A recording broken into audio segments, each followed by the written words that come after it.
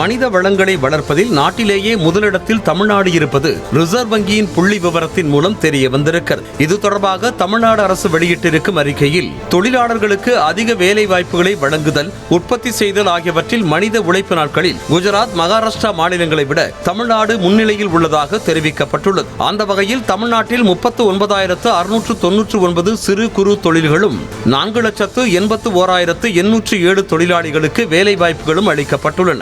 இதன் மூலம் தமிழ்நாடு 8,42,720 மனித உழைப்பு நாட்களை கொண்டுள்ளதாக குறிப்பிடப்பட்டுள்ளது. ஆட்சிக்கு வந்து 4 ஆண்டுகள் ஆகிவிட்ட நிலையில் தேர்தல் வாக்குறுதிகளை முழுமையாக நிறைவேற்ற கவனம் செலுத்த வேண்டும் என தமிழ்நாடு அரசுக்கு மார்க்சிஸ்ட் கம்யூனிஸ்ட் கட்சி வலியுறுத்தியுள்ளது. இது தொடர்பாக அக்கட்சியின் மாநில செயலாளர் பே. சண்முகம் வெளியிட்டிருக்கும் அறிக்கையில், தமிழ்நாடு அரசு பல்வேறு தேர்தல் வாக்குறுதிகளை நிறைவேற்றியிருந்தாலும் இன்னும் பல முக்கிய வாக்குறுதிகள் நிறைவேற்றப்பட வேண்டும் என்ற பெரும் எதிர்பார்ப்பு மக்களிடம் உள்ளதாக தெரிவித்திருக்கிறார். மேலும் பல்வேறு கோரிக்கைகள் குறித்த அறிவிப்புகள் ஏதும் ஆளுநர் உரையில் இல்லாதது ஏமாற்றம் அளிப்பதாகவும் அவர் கூறியுள்ளார்.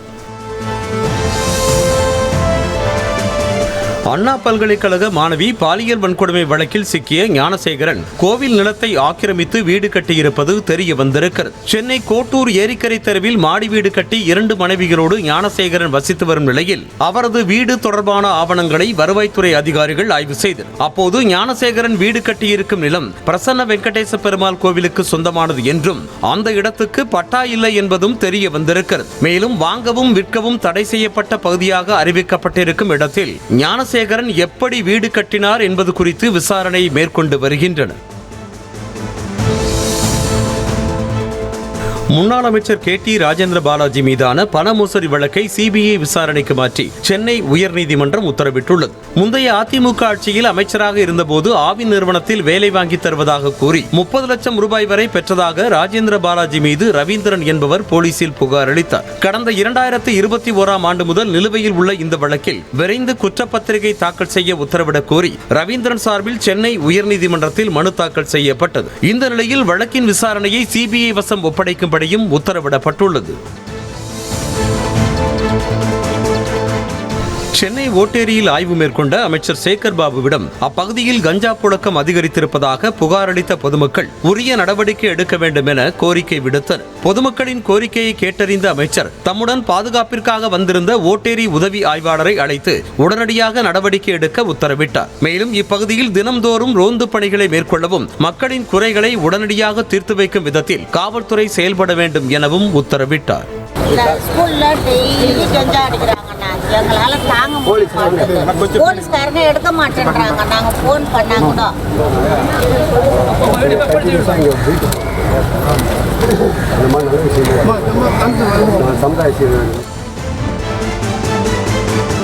பழனி முருகன் கோவிலில் தரிசனம் செய்த நடிகர் சிவகார்த்திகேயன் தன்னுடன் புகைப்படம் எடுக்க முண்டியடித்த ரசிகர்களுடன் கொஞ்சமும் சளைக்காமல் சிரித்தபடியே போஸ் கொடுத்தார். பழனி தண்டாயுதபாணி சுவாமி கோவிலுக்கு வந்த சிவகார்த்திகேயன் மூலவர் முருகனை தரிசனம் செய்த பின்னர் போகர் சன்னதிக்கு சென்று வழிபட்டார். தரிசனம் முடிந்து வெளியே வந்தவரை ரசிகர்கள் சூழ்ந்து கொண்டனர். அவரும் குழந்தைகளுடன் உற்சாகமாக கை குலுக்கி மகிழ்ந்தார். ரசிகர்கள் கூட்டத்தில் திக்குமுக்காடிய சிவகார்த்திகேயனை வெளியே அழைத்து வர முடியாமல் போலீசாரும் திணறினர்.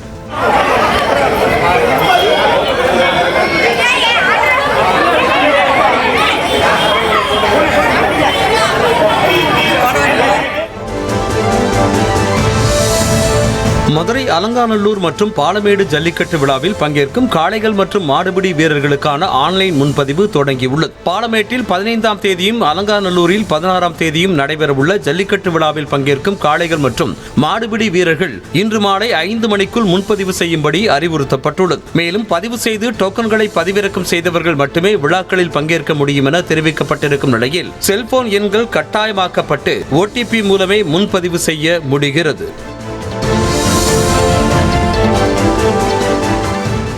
ராமநாதபுரம் மாவட்டம் பரமக்குடியில் அதிவேகமாக சென்ற கார் ஓட்டுநரின் கட்டுப்பாட்டை இழந்து கடைகளுக்குள் புகுந்து விபத்துக்குள்ளான சிசிடிவி காட்சிகள் வெளியாகியுள்ளன. இளையான்குடியில் இருந்து பரமக்குடி நோக்கி அதிவேகமாக சென்ற கார் பரமக்குடி ஆற்றுப்பாலம் அருகே திடீரென கட்டுப்பாட்டை இழந்து சாலையின் கீழே இறங்கி அருகில் இருந்த கடைகளுக்குள் புகுந்து வெளியே அமைக்கப்பட்டிருந்த தகர ஷெட்டுக்குள் மோதி நின்றது. அதில் தகர ஷெட்டுகள் சரிந்து விழுந்தன. அந்த வழியாக யாரும் செல்லாததால் பெரும் அசம்பாவிதம் தவிர்க்கப்பட்டது. காரில் பயணித்தவர்கள் லேசான காயங்களோடு மீட்கப்பட்டு மருத்துவமனையில் அனுமதிக்கப்பட்டனர். திருவண்ணாமலையில் பாஜகவின் புதிய மாவட்ட தலைவரை தேர்வு செய்வதற்கான கருத்து கேட்பு கூட்டத்தில் இரு தரப்பினரிடையே ஏற்பட்ட தகராறு கைகலப்பாக மாறியது. சேத்துப்பட்டில் உள்ள தனியார் திருமண மண்டபத்தில் நடைபெற்ற கருத்து கேட்பு கூட்டத்தில் புதிய மாவட்ட தலைவர் பதவிக்கு போட்டியிடும் 10 பேர் அடங்கிய பட்டியல் ஒட்டப்பட்டது. அப்போது கோவிந்தன், சாய்பாபா, சுமதி ஆகியோர் போட்டியிட தகுதியற்றவர்கள் என கூறி புவனேஷ்குமார் தரப்பில் பேசிக் கொண்டிருந்ததாக சொல்லப்படுகிறது. இதனால் இரு தரப்பிற்கும் இடையே தகராறு ஏற்பட்டு கைகலப்பாக மாறியது. அவர்களை சக நிர்வாகிகள் சமாதானம் செய்து வைத்த பின்னர் கருத்து கேட்பு கூட்டம் நடைபெற்றது.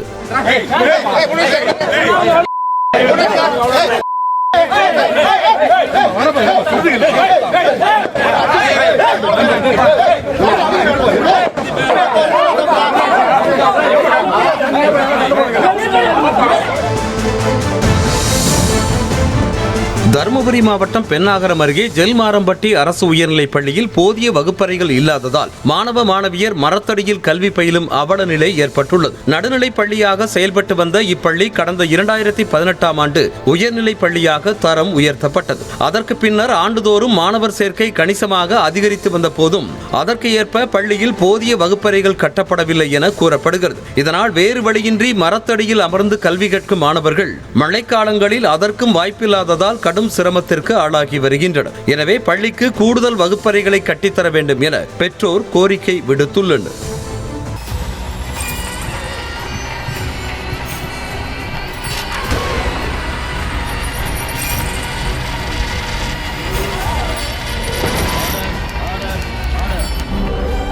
நிகழ்தகவு குற்றங்களின் மறுபரிமாணம் நாள்தோறும் இரவு 10 மணிக்கு இணைந்திருங்கள் நமது நியூஸ் தமிழ் தொலைக்காட்சியோடு.